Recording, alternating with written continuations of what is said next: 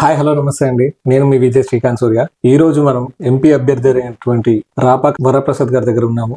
నమస్కారం అండి. నమస్కారం. ప్రజెంట్ మాకు ఇది అమూల్యమైన టైం ఇచ్చినందుకు చాలా థ్యాంక్ యూ సార్. మీ రాజకీయ ప్రస్థానం ఎలా స్టార్ట్ అయింది?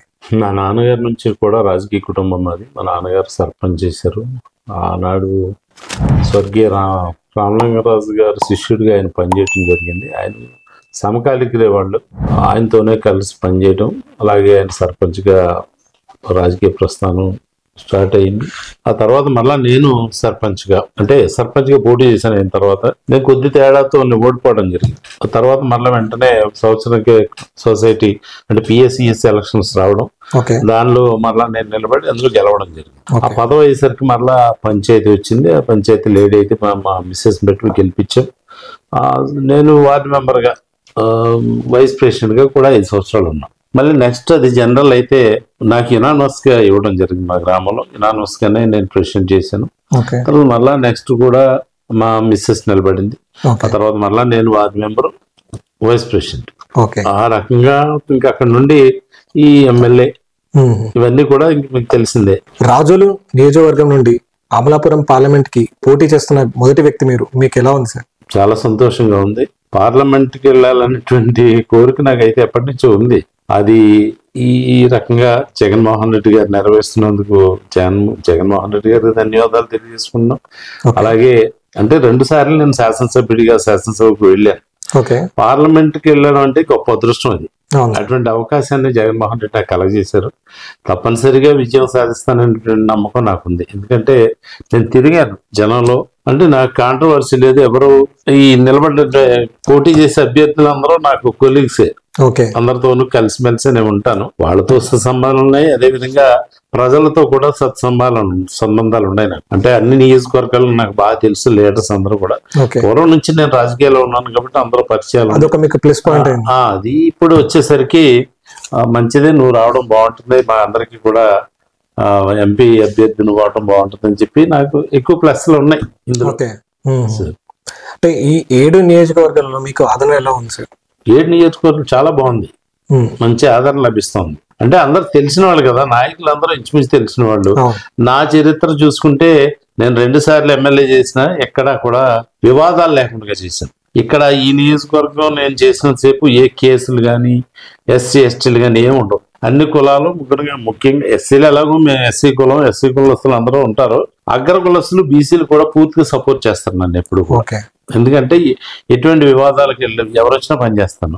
నా చేతనైతే చేస్తాను. అంతేగాని పని చెడగొట్టే పని మాత్రం ఉండదు. చేతనైతే చేయడం, లేకపోతే మాట్లాడుకోవడం. అది జనానికి నచ్చింది. అది టీడీపీ జనసేన అభ్యర్థి గంటి హరీష్ పోటీ చేస్తున్నారుగా, మీకు ఎంతవరకు పోటీ ఉండవచ్చు అంటారు? పార్టీ పరమైనటువంటి పోటీ తప్పితే వ్యక్తిగతంగా ఆయనకు వచ్చేది ఏముండదు. నాకు పార్టీ సపోర్ట్ ఉంటుంది, అదే విధంగా వ్యక్తిగతమైన సపోర్ట్ కూడా ఉంటుంది. ఇతర పార్టీలో ఉన్నటువంటి వాళ్ళు కూడా నన్ను సపోర్ట్ చేస్తారు. ఆ ప్లస్ నాకు ఉంది.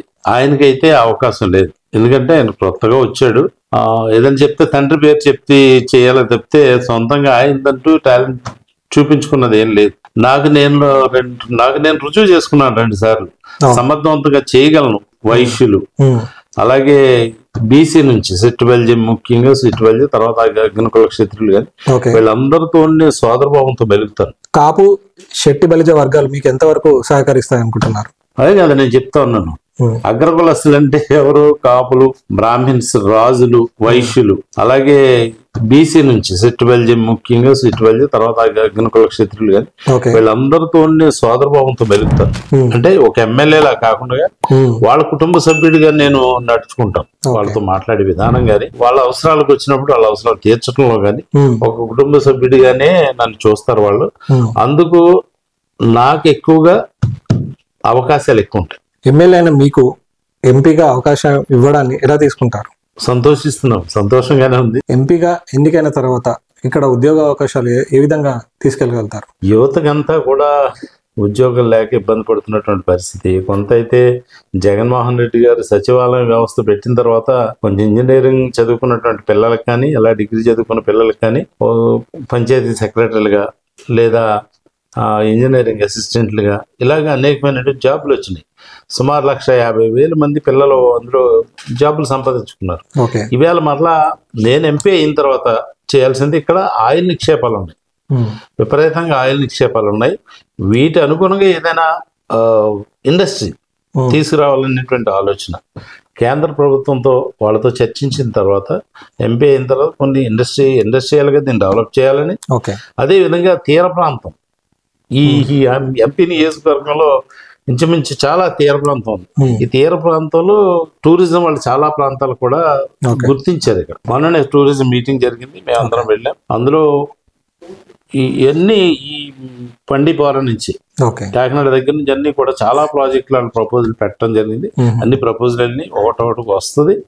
దానికి రాష్ట్ర ప్రభుత్వం అదేవిధంగా కేంద్ర ప్రభుత్వం నుంచి కూడా టూరిజం నుంచి ప్రాజెక్టులు తీసుకొచ్చి అక్కడ ప్రాజెక్టులు నెలకొల్పిన తర్వాత ఆ ఉపాధి అవకాశాలు పెరుగుతాయి పిల్లలందరూ కూడా చేసుకోవడానికి. ఈవేళ హోటల్స్కి వెళ్ళామంటే ఎక్కడ హోటల్కి వెళ్ళినా పిల్లలు చూస్తారు. అక్కడ ఆ హోటల్లో సర్వీస్ చేసే పిల్లలందరూ ఎవరు అంటే ఒరిస్సా, ఎక్కడంటే ఒరిస్సా నుంచి వచ్చి ఉంటారు. అలాగే ఒరిస్సా నుండి ఉంటారు. అక్కడ హైదరాబాద్ అంతా కూడా ఒరిస్సా వాళ్ళే ఎక్కువగా ఉంటారు. అది ఈ ప్రాంతం పిల్లలు అందరూ కూడా ఏంటంటే ఇక్కడ కొంచెం ఉపాధి అవకాశాలు తక్కువ ఉన్న ఈ గల్ఫ్ దేశం ఉండడం, చాలా మంది చదువుకున్న పిల్లలందరూ కూడానేమో కొన్ని కుటుంబాలు హైదరాబాద్లో సాఫ్ట్వేర్లుగా వెళ్ళడంతో కొంచెం ఆర్థికంగా స్థిరపడ్డారు ఈ ప్రాంతం. ఈ ఖాళీగా ఉన్నటువంటి యువతకి టూరిజంగా డెవలప్ చేసినట్టయితే తప్పనిసరిగా వాళ్ళకి అవకాశాలు దొరుకుతాయి. ఆ రకంగా ఉపాధి అవకాశాలు పెంచాలనేది ఆలోచన. గెలిస్తే మళ్ళీ ఢిల్లీకి వెళ్ళిపోతారు కదా, మరి లోకల్లో అందుబాటులో ఉంటారా? ఢిల్లీలో ఎప్పుడు వెళ్తాం సార్? 160 రోజులు ఉంటుంది. 161 రోజు ఎంత ఉంటుంది పార్లమెంట్ సమావేశాలు. ఆ తర్వాత వచ్చి ఇక్కడే ఉండాలి. మీరు ఉంటే ఈ ఊర్లో ఉంటారా అందుబాటులో? గతంలో ఉండేవారు, ఇప్పుడు ఉంటారా అంటే నా ఇల్లు ఇక్కడేగా ఉంది. నేను రావాల్సింది ఎక్కడే, ఢిల్లీ తిరిగినా అమెరికా తిరిగినా తిరిగి మరలా ఇక్కడికే రావాలి. ఇక్కడికే వస్తాం, ఇక్కడే ఉంటాం, లోకల్ అందరికీ అందుబాటులో ఉంటాం. పార్లమెంట్ సమావేశాలు ఉంటే లేదని ఏదైనా ఆఫీస్ పని మనకుంటే అక్కడ మనం ఢిల్లీలో ఉంటాం, కానీ మామూలు టైం అంతా ఇక్కడే ఉంటాం. గతంలో ఎలాగైతే పదవి ఉన్నా లేకపోయినా ప్రజలతోటే ఉన్నాను. పదవి వచ్చిన తర్వాత ఎందుకుంటాం అంటే అప్పుడు రాజోలు నియోజకవర్గం ప్రజలతో తిరిగాము, ఇప్పుడు 7 నియోజకవర్గాల ప్రజలతోనూ కూడా మేము ఏకమై తిరుగుతాం తప్పనిసరి. సో గడప గడపకి ప్రభుత్వంలో భాగంగా మీ నియోజకవర్గంలో అన్ని చోట్ల బాగా తిరిగారు, ప్రజల స్పందన ఎలా ఉందంట? చాలా బాగుంది. నేను సుమారు 85,000 గడపలు వెళ్ళడం జరిగింది గడపలకి.